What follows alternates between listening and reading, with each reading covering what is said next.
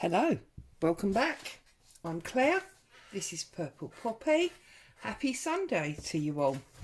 Now, I've just popped on today.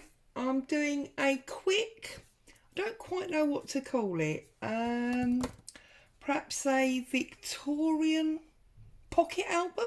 Let's go with that, Victorian pocket album. So what I've got is I've got a piece of my coffee dyed fabric. And this is three and a half inches wide, and it is,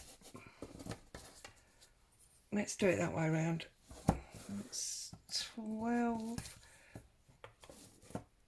it's approximately 20 inches long, although to be honest with you, the measurements of this will depend on the size of your photos. Now, as you know, I don't usually iron my coffee dyed fabric because I like the creases, but I've managed to iron it to get my fold lines that I want to be very strong, and yet I've managed to keep some of the original creasing, so I'm quite pleased with that. Okay, so what you'll need to do is get some fabric that is the appropriate size to your photos. Now, you know I love photos and I love fabric. So I've got 4 of these photos from this kit that I'm always telling you about. I must dig out where it came from so I can tell you properly. And what I've done, as you can see, ignore that top one because we want to put a decoration at the top there. But I've basically made it so that I've got, give or take, about, is that a quarter or a half? Goodness me. I've got just under half an inch border all the way around each picture. Okay, we'll put her up there. As I say, that one's obviously bigger because I want to decorate the top. And then I've got 2 more to go on the other pieces. Now, I appreciate this is probably off camera at the bottom, but you know, you can see the principles. Okay, and then what I want to do is, I'm calling it Victorian because I think these are Victorian kind of images.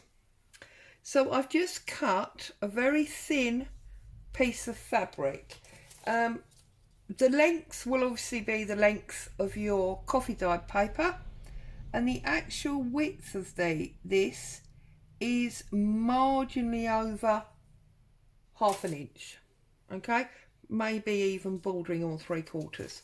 So what I want to do is I want to stick this right the way down the middle of my fabric, because if you look into the way the Victorians used to hang their what's the word I'm looking for, photos, or indeed the way, you know, that we often hang our Christmas cards now, it was generally off the wall on a velvet cord. So although obviously this is not velvet, it's just what I consider to be quite a nice dark fabric, because, you know, Victorian times were quite dark. And now I'm just using my Pritt stick to glue this all the way down the centre of this coffee dyed fabric. Okay, it's coffee dyed cotton. Now obviously you can use any fabric that you want to for this. I'm just using the contrast of the pale coffee dyed cotton with this very dark fabric, and then obviously when I put my photographs on top, there will be, let's just have a quick look, there'll be a lot of contrast there. Okay, Now I'm also thinking that what I might do is, or what I feel is essential really, is to decorate a little bit behind the photographs. So I am probably, there we go, and then when I've got to the end there, all I'm going to do is snip that excess length off there. Okay, so that now goes all the way. Now I pre-made a bow in the same fabric that I'm just going to put up the top there. And of course, if you were doing this as a wall hanging or something, which you probably could do, I mean, I got my inspiration from flicking through Pinterest, and there was a similar thing used as a wall hanging. So yeah, I'm sure that would work. And that would be, of course, where you'd put your hook to hang it on the wall. Whereas what I'm doing, as you can see here by where I've pressed the fold lines, is I'm just using it as decoration at the top. Okay, so I'm going to put some good glue on there. I'm not using Fabri-Tac, I am only using my normal Pritt stick. I don't want the Pritt stick, the Fabri-Tac coming through if I was to use it. Now, as you can see, I'm just sitting that above that top line, press down our wings or our tails, depending on what you call them. Okay, and there's something underneath there we want to get rid of. There we go. So there's our bow on the top. I think we'll get some of our trusty cheesecloth. Now, which one of these can I take most off of? These are my 4 images. I'm thinking probably this one. So I'm going to trim off this border so that we can see as much of the bow and the tails of that bow as possible.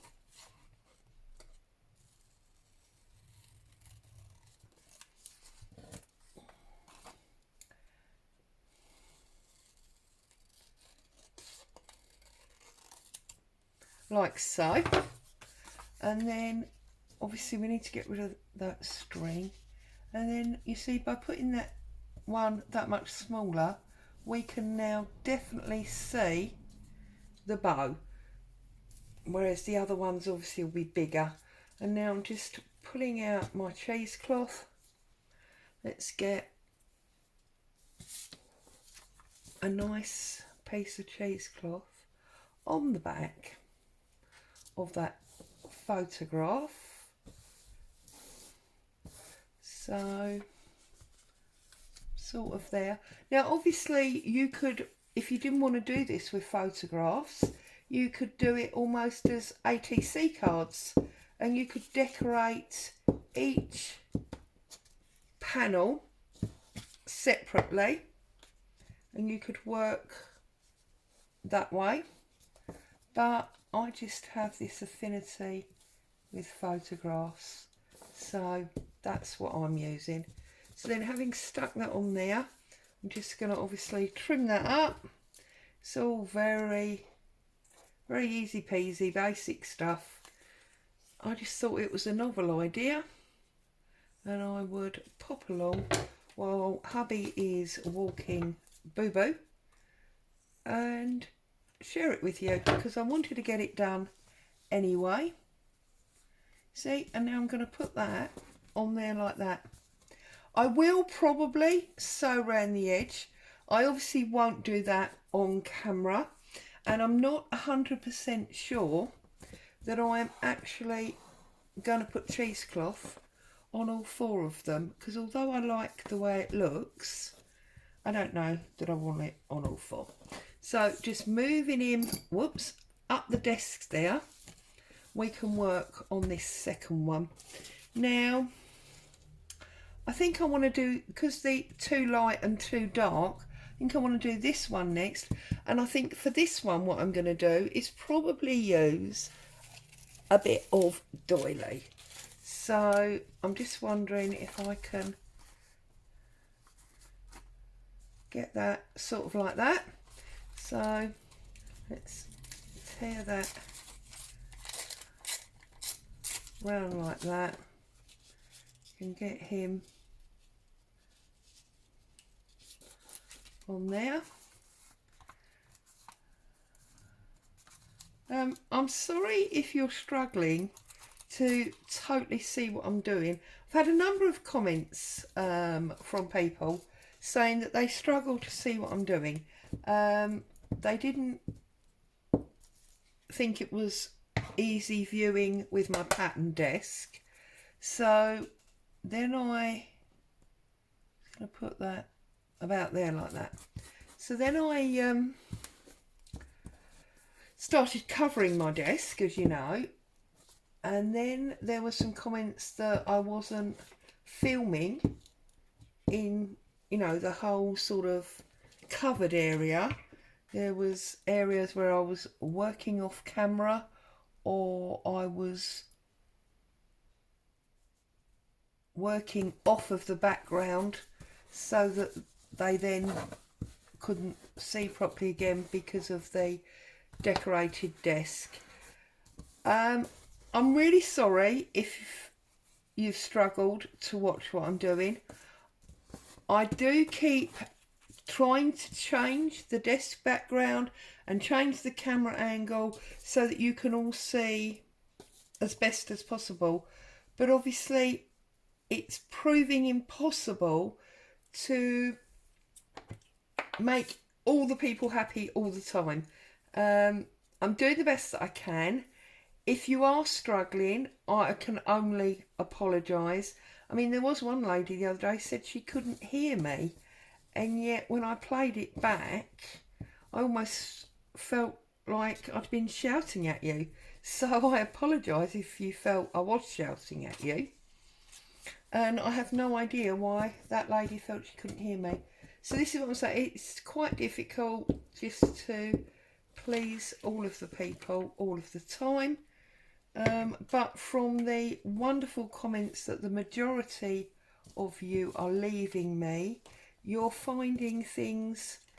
I'm sorry, I'm struggling with this cheesecloth. You're finding things pretty easy to understand and follow along with when you want to. So that is absolutely awesome. I will take, you know, pleasing the majority of people most of the time. I appreciate that in this life you can't always, you know, suit everybody. I get that. And believe me, I'm not going to try. I have, like the rest of you, many things in my life that I could fight, but fighting takes, I'm just trying to make sure that's in the middle, fighting takes an awful lot of energy, and I think especially at the moment with all the problems we've got going on, you're wise to pick your battles. So if you're here and you enjoy being here, that is absolutely fantastic, and I'm so grateful to you for joining me, and I'm happy that you're happy. If you're not happy and you don't like what I'm doing or the way that I'm doing it, then I can only apologise and say maybe this is not the right environment for your crafting. If you feel that you need a greater degree of clarity, then maybe you should be looking to follow someone that's a little bit more specific, measure conscious, etc. I am much more of a, see now those two are offline, aren't they? Can't have that, I'm sorry, that's going to really bug me. Can we peel that off? Yes. Did you see what I was saying there? They're out of line, those two pictures. That's because I was lining up the doily rather than the picture, I think. I'm not worried about some of that tackiness being gone, because obviously I will be stitching that, as I've already said. And while I'm on that kind of subject, I would like to say some encouragement to the two ladies in my Facebook group who feel that, well, I've had these discussions before where people have shared their work, be it with family, friends, or on social media, and they have felt that the comments have been very negative and not very supportive. And all I can say to you is basically what I've said in the past and what I will constantly continue to say, which is art and craft is a very personal thing. What you see in something is not what somebody else will see. Please remember that everybody is on a very different journey. Some people are on a new journey. Some people are halfway through their journey. Other people may be even nearing the end of their journey. Not necessarily they're going to stop, but they've been doing it for a long, long time, and they've learned loads of tips and tricks that they're happy to share with you. You should not ever be judging your work on either a comparison with another crafter or on the opinions of other people. Because believe me when I tell you that, you know, everything in life, really, apart from maths and science, because they are set in stone, is an opinion. And there will be people that are questioning why on earth I am doing this today. What a waste of fabric, what a waste of photographs. Because that is how they view it. I have absolutely no problem with that, and you should be the same. Okay? You're doing, or you should be doing, what makes you happy. Sorry, I'm just trying to get my folds back in the right places.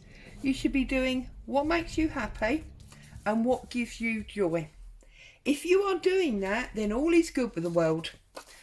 And the opinions of people that don't like it are fine. They don't have to like it, because some of the things that they will like, you won't. And that is what makes the world an interesting place. So please don't change your ideals to match somebody else's. Don't measure your capability or your style of crafting with another crafter. If you must compare, if you are one of these people where it is really, really in your nature, it's almost indoctrinated in you to compare yourself with others, then the only person you should be comparing yourself with is you. You should be looking at what you are doing today as opposed to what you were doing, I don't know, a year ago, 6 months ago, whatever.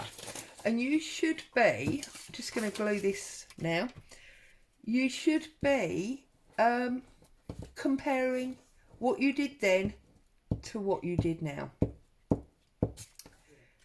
You know, I'm sorry, I know people will say, oh, well, that's easy to say, you're not the one getting the negative feedback. Excuse me, guys, that's not true. The minute you put yourself out in the public domain, and I have been there for a long time now, because I've had my glass business, my soap business, and I wouldn't call this a business, and my paper crafting. And, you know, there are lots of people over the years that have and will say things that are not particularly pleasant.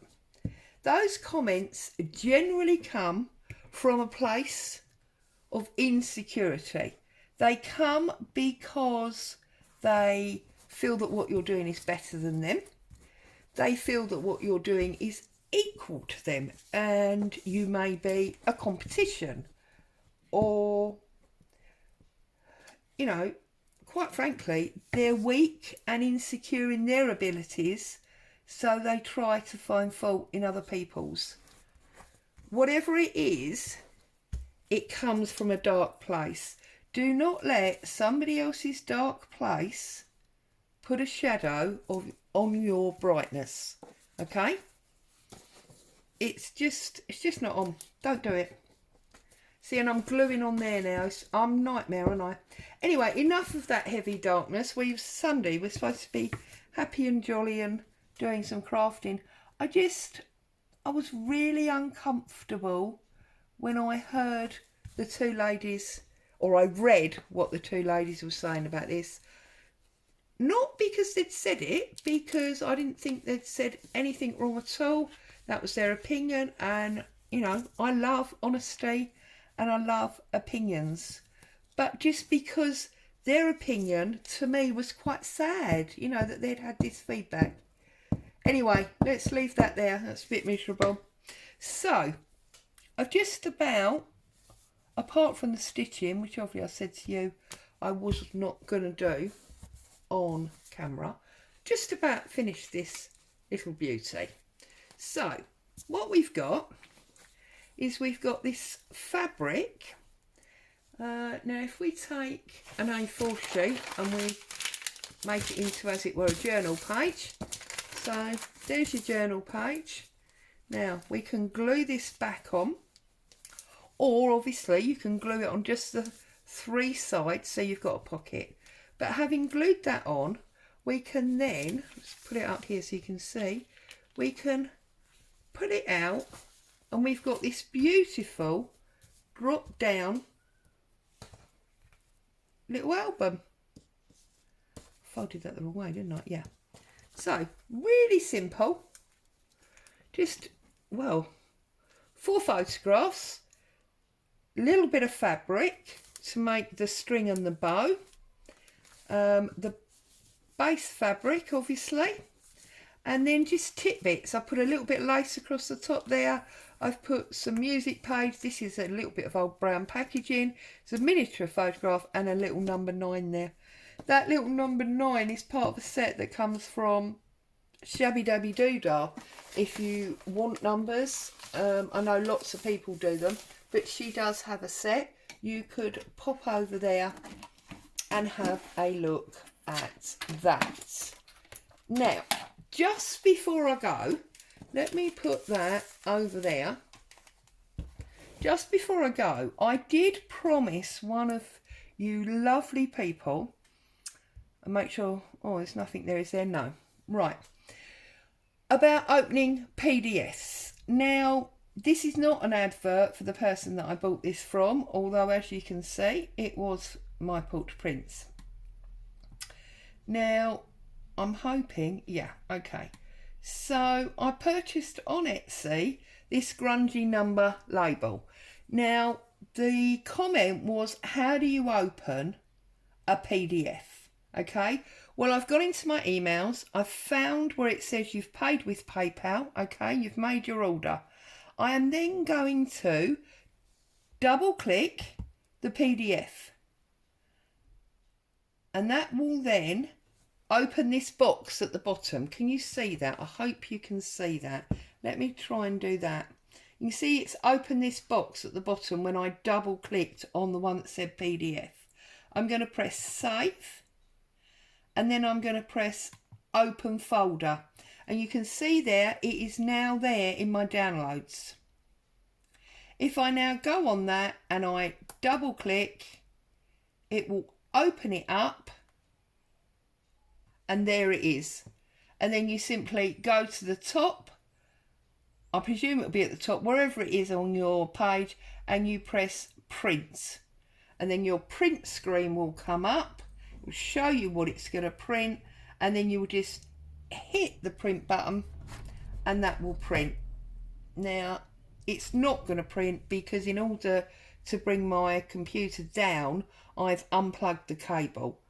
Now, I think you can see that. Let me just stand up and check. Sort of. It is a bit off screen, but I don't think I can get it on screen without bashing the camera. So, I hope you saw most of that. Shall I go back and see if I open my storage? There it is. No, you can't see that. Right, I'm sorry it's on the side. It's the only way I can do it. But it's there. Can you see this one here? So then if I double click that, and then it comes up, and then I will just go to the top here and I will press print, and then the print screen opens. Simple as that. Okay, I hope that answered the question you had. I hope you've enjoyed doing a little bit of crafting. Stay safe. Sorry for the moan. I will see you all soon. Bye for now.